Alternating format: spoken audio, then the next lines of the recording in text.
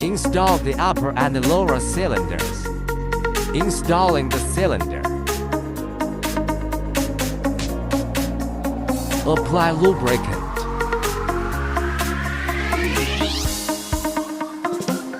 Install tension rods and nuts. Tighten the bolt. Install disc springs. Apply lubricant.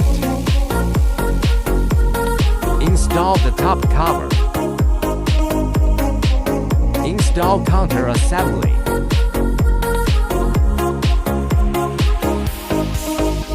Apply lubricating oil to the sealing ring. Install the support bridge assembly.